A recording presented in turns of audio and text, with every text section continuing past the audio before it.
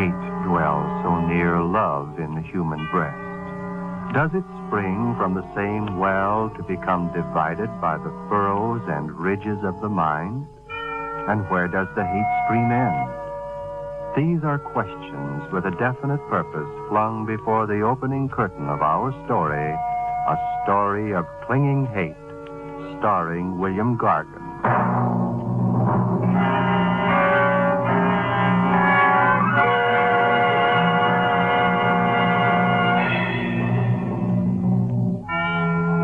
In the days when flying was a dangerous profession, some of the more daring pilots found their way to the airline run above the towering Andes.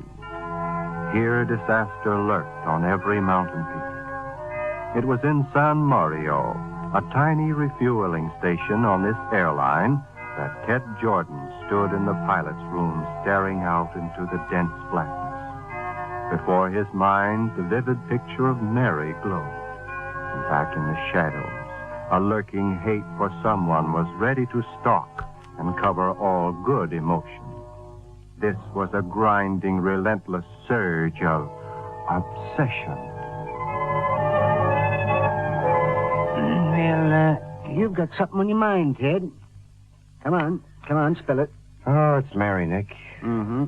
I thought so. She's been gone 2 weeks. Seems like a lifetime. You know, it's a funny thing, Ted. When you first came down here to fly this run, I figured you as a guy who traveled alone. You just didn't seem like the kind who let a woman get under your skin. Of course, that was before I met Mary, your wife. I think she's tops. You bet she is. There aren't any more in the world like her. Where'd you ever find a girl like that? I've wondered myself, Nick. Seems like Mary came along at the time I needed her most. She kind of drifted into my life about 2 years ago when I was flying the Salt Lake Mail out of L.A., and she was a hostess on the Frisco passenger run. I'd seen her around, and we knew each other, but I think it really began one day in the restaurant at the airport. I was having an argument. Mr. Jordan, I don't do the cooking here. I just serve the stuff. Stuff is right. I wouldn't feed that junk to a pig. Take it back and bring me what I ordered. But this is what you ordered. I wrote it down right here. Don't call me a liar. You can take this junk and scrape it off the floor. Oh! You and this whole chiseling outfit can get down and pick it up. How do you like that? And that? Mr. Jordan, I'll have to pay for this. Pay for it, my eye. I'll pay for it. Then I'll tear this place apart and you and all the rest of it with it up. Huh? But, Mary, they just... Don't try to explain to me, you hot-tempered idiot. I don't know what got into him, ma'am. All of a sudden, he just... I know. Ted, get down there and pick those things up. But he tried to... Pick them up. Go on. Oh, all right. There. Satisfied? Yes. And the next time you start throwing things, I hope someone throws them right back at you. Hey, Mary, wait a minute. Well, what do you want? Walk over to the office with me, will you? Come on.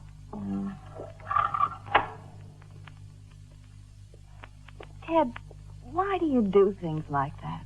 Well, because nobody's going to play me for a sucker. There's one thing I hate. Ted, the trouble with you is that you don't understand any other feeling but hate. No, wait a minute. Somewhere along the line, someone must have hurt you. And ever since then, you've been fighting back without knowing what it is you're fighting. You're a funny kid. I wonder why it is. I never noticed before that you were pretty. You know, you're darn pretty. Don't change the subject. All right. I know I'm everything that's rotten and no good, which is what you're going to tell me, but that's the way I am, so let's go on from there. You know, I happen to think you can be broken down. You can't be too tough, not and have a brother like yours. You know my kid brother, Mary? Of course I do. Gave me a second-hand course flying at breakfast this morning. Yeah? He tells me Wade McCary is going to give him a couple more hours, and then he'll be ready to solo. How do you like that? My baby brother, 16 years old, not out of rompers yet and flying airplanes. Sure. And when he gets a few hours piled up, he's liable to show you you're not the only hot pilot in the family. You've got a swell brother, Ted. Well, you ought to be. I raised him from a pup. The only thing I haven't been able to do for the kid is teach him to fly. Never had time. He'll be all right in the air, though. He's got it in him. Think an awful lot of Billy, don't you? More than I've ever told anybody. Yes. There's a heart somewhere inside of you. It's made of iron, I think, but there are some soft spots in it. Well, I'm sorry, Ted. I've got to run. The chief stewardess is waiting for me. Oh, wait a minute. What are you doing tonight? Let's have dinner and see a show, huh?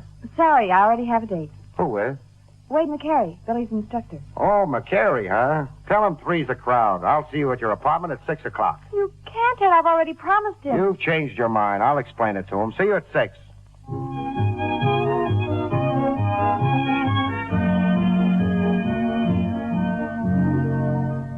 Now, listen, Jordan, let's not have any trouble. I made this date with Mary a week ago. I'm not making any trouble. She's going with me. Please, Ted, be reasonable. I'm being reasonable. Go on, McCary. Take a walk for yourself. Okay, you're asking for trouble, Ted. Okay, I'm asking for trouble. Why don't you do something about it?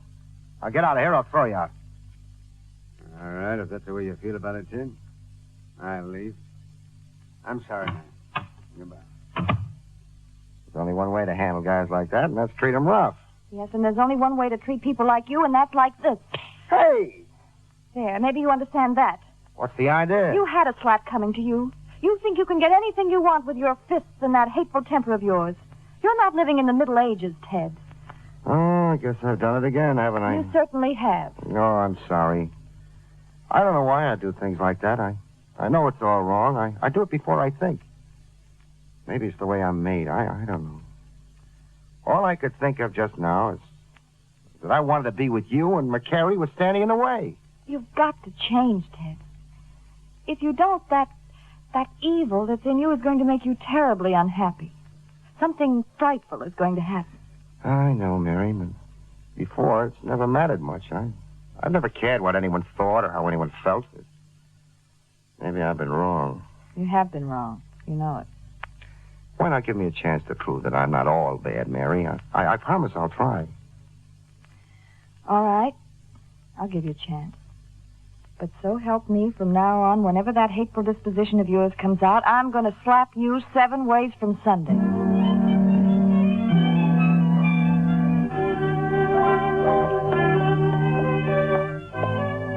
Hey! Hey! Look where you're going, fella. You want the whole sidewalk? Ted, it was an accident. He didn't mean to bump into you. Accident my foot. He's one of those smart guys who thinks he owns the world. I'm gonna... Ted. Huh? Come on, this time the left side of your face.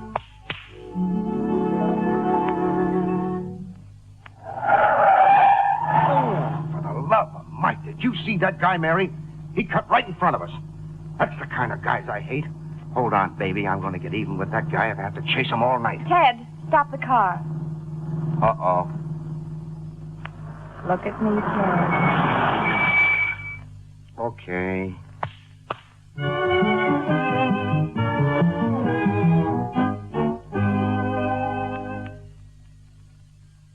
It's nearly midnight, Ted. If you've got to take the mail out at 6 in the morning, you better go home. There's something I've been wanting to ask you, Mary.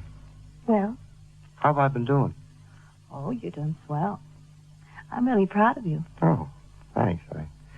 I've been thinking about you and me, and now I see the whole thing. When you're around, I feel different, almost as if I were another guy. That's on the level. And what it all adds up to is that without you, well, I'm no good. Do you get what I'm trying to say? Well, don't you think you could say it a little more plainly? I guess what I mean is that I love you, Mary. I don't want us ever to be separated. And what's more, how about it, lady? Can you use a husband? Oh, Ted.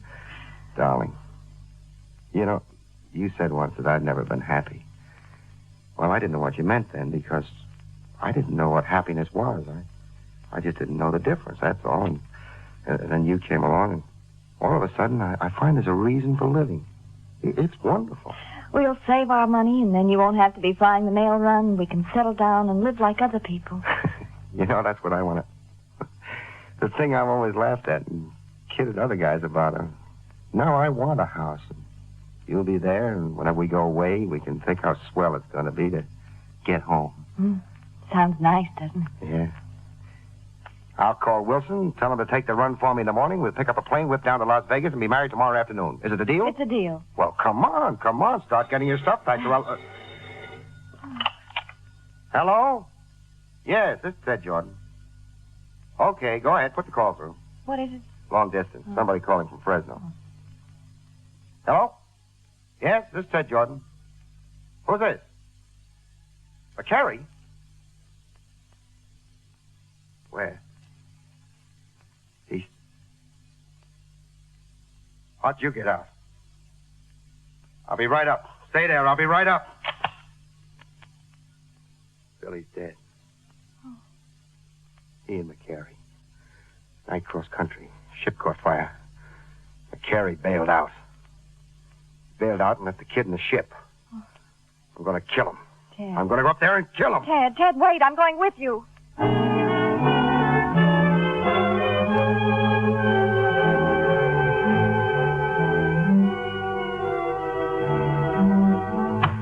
McCary, huh? There you are, you rat. I know how you feel, Ted, but believe me, there was nothing I could do. Nothing you could do but leave that kid up there to burn. You didn't try to get him out. You did it to get even with me. Ted, let go of me. I tell you, I couldn't help it. I tried to get him out. You jumped and left him up there. You murdered him. You killed my brother. No, I didn't. Ted, stop. Listen to me. Let him go, Ted. Let him go. All right. Let him go. Go on, live. But you live knowing I'm going to pay you back, McCary. I'm going to pay you back. And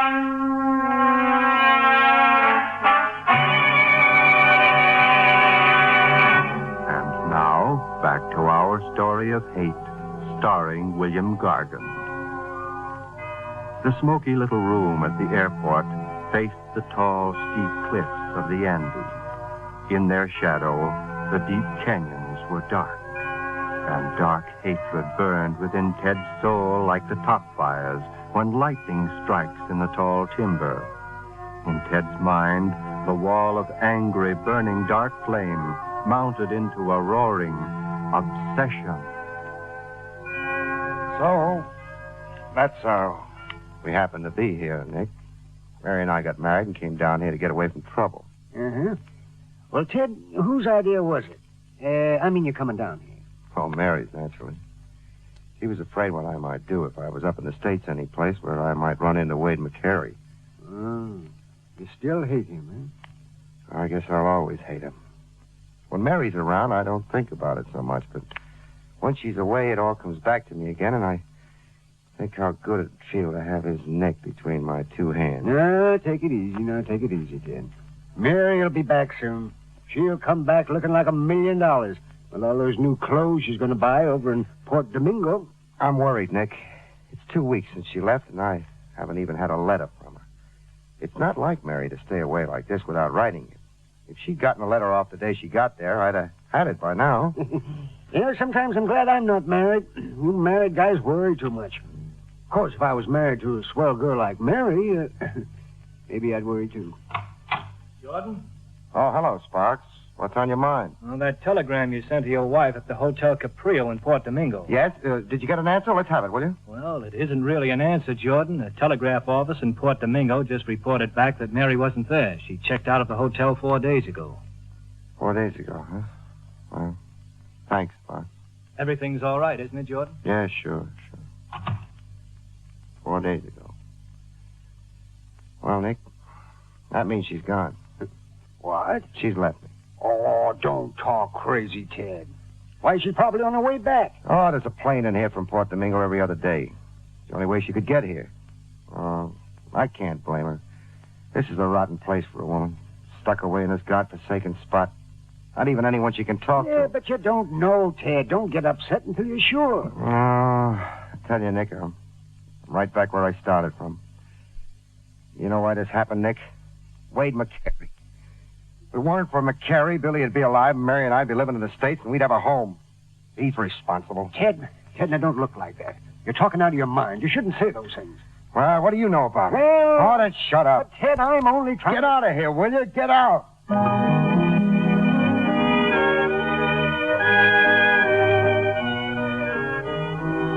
Jordan, that you? Yeah. Thought I heard somebody out here. It's 4 o'clock in the morning. What's the matter with you, Ted? I couldn't sleep. Came out to have a cigarette. Anything wrong? No, nothing's wrong.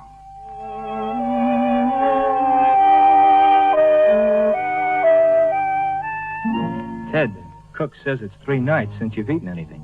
He wants to know if there's something wrong with the way he cooks it. No. Tell him the food's all right. Maybe you'd like him to fix you something special. A little something extra. I don't want anything. Leave me alone, will you? All right, Ted. All right.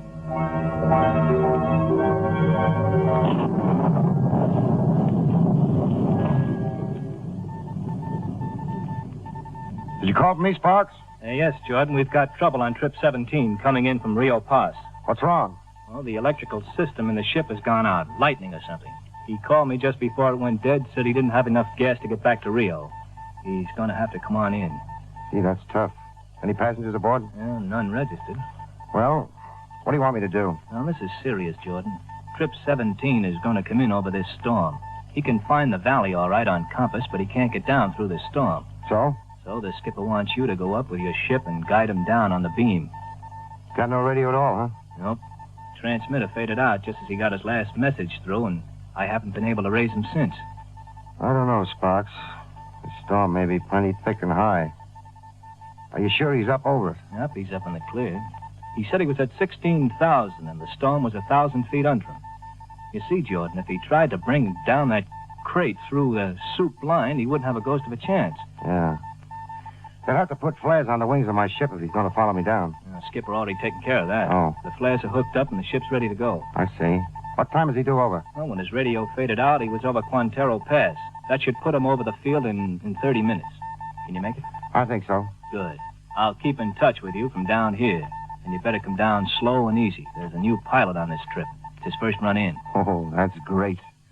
Who's the guy? Well, some fellow the line shipped down from the States. Name's Wade McCary. Wade McCary? Yeah. You know him? No. No. I never heard of him. Well, you better get going. You've got a long climb up through this storm. Yeah, long climb. I'll be seeing you, Sparks.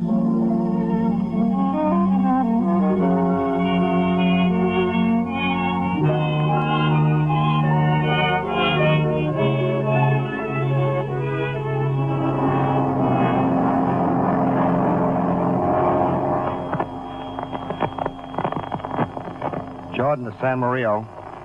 11,000 feet. Black as your hat and still raining. Going on up. San Mario to Jordan. Trip 17 should be there when you break out on top. If you don't see him, take a look around. He's coming in on a compass. Okay? Okay. Wonder how you'd feel, McCary, if you knew we were coming up to meet you. Guess you never thought it would end this way, huh? You'll die and they'll drag your body off a mountainside and I'll be there to see it. Jordan to San Mario. I've broken out on top. In the clear at 14,000. I've spotted Trip 17. Okay. San Mario to Jordan. Nice going. Where is 17? He's coming toward me from the southwest at about 15,000. I've just pulled my flares and he sees me. Okay. Let him come in close and then come on down. Let me know if there's any trouble. Okay? Okay. Come on, McCary. Bring your coffin and get behind me. Jordan to San Mario. Starting down. Hold your lights on the field until I call you. Okay. Okay, Jordan. All right, Billy. Wherever you are, watch me get this guy. Watch me lead him into a mountain. Just a little further. Then a quick turn, and that'll be it, McCary. All right, baby. This is where I'm getting off. Don't, Ted. Don't do it. Don't kill him. Mary. Please, Ted. Take him down safely. Mary. San Mario to Jordan. Are you doing all right? Jordan to San Mario. We're doing all right. What's the ceiling and wind? Okay. You have 800 feet. Wind southeast 5. The rain's thinning out. You'll have some visibility. Okay? All right, Sparks. Tell him to light the field. I'll have Trip 17 down in 10 minutes.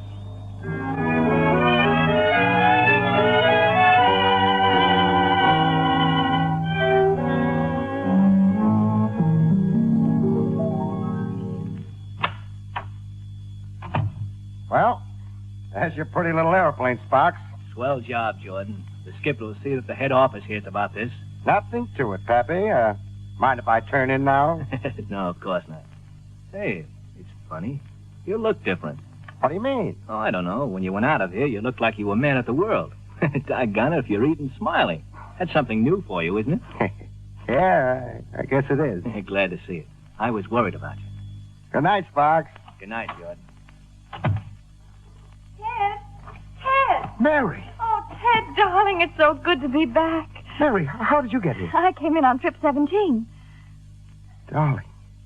Ted, what's the matter? Mary. Why did you come in on that plane? Well, the truth, honey, is that in Port Domingo, I heard that Wade McCary was going to work for the line, and this was his first run-in.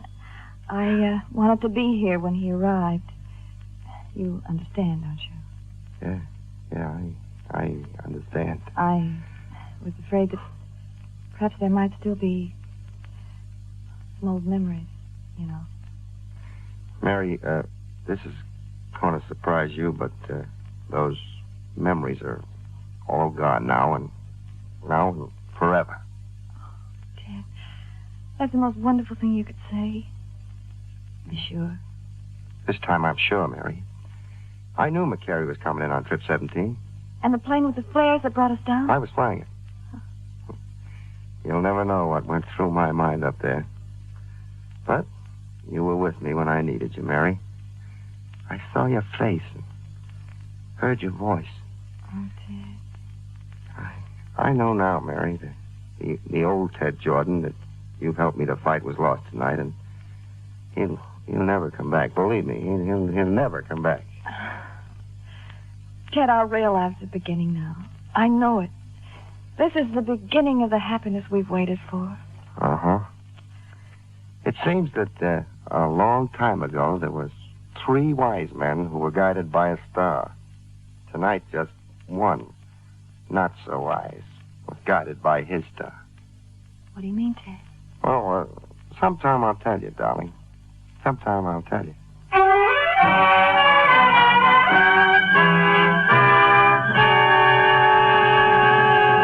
You have been listening to Obsession.